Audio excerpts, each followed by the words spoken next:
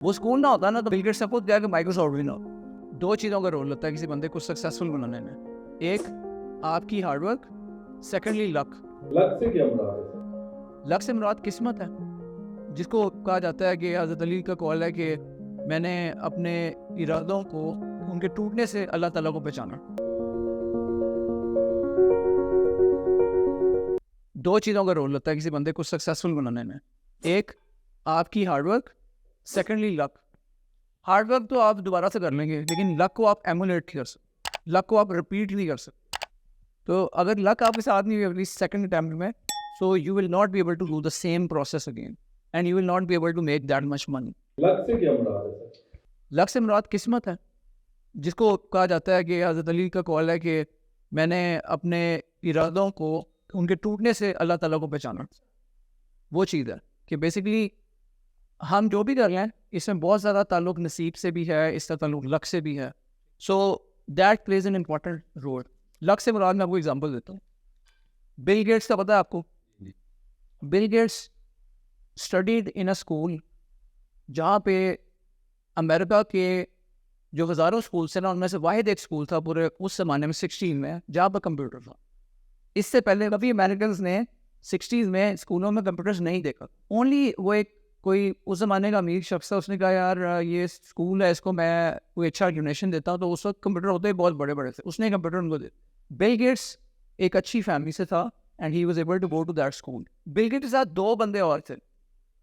एक बंदा वो है जो उसका पार्टनर बना, पॉल एवंस। वो भी छठी सातवीं के वो स्टूडेंट्स है, वो सारा वक्त वो कंप्यूटर लैब में घुसे रहते थे। तो they spent hours and hours learning computer, they just fail in love with it. ठीक है।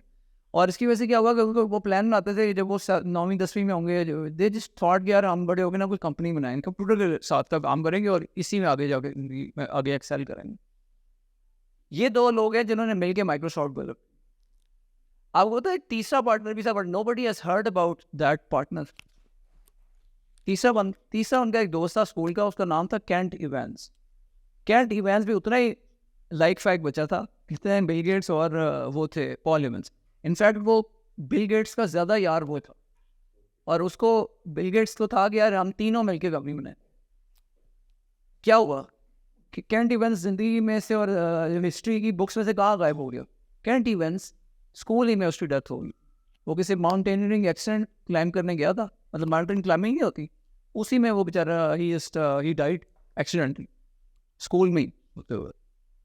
अब वही बच्चे, वही स्कूल, एक लका मैंने आपको ये बता दिया कि अगर बिल गेट्स उस स्कूल में ना जाता, वो स्कूल ना होता ना, तो बिल गेट्स खुद जाके माइक्रोसॉफ्ट भी ना, जहाँ पे कंप्यूटर था। ठीक है, ये that's called luck, right. Luck की अगर मैक्सिमम आपको मैंने एग्जांपल दे दी। अगर आपने रिस्क को समझना है कि रिस्क क्या है, ठीक है, तो इसी की ऑपोजिट साइड देखें कि उसी स्कूल में वो 3 बच्चे पढ़ते थे। Kent Evans saw the worst form of risk that he died while he was in the school. तो ये रिस्की एक्सट्रीम केस है। वो लक का एक्सट्रीम केस है कि वो बन गया बिलियनियर, पॉल एलन और बिल गेट्स, जबकि जो केंट इवेंस है he died, he passed away, उसने रिस्क की वर्स्ट फॉर्म ली। Now you understand the vast of luck.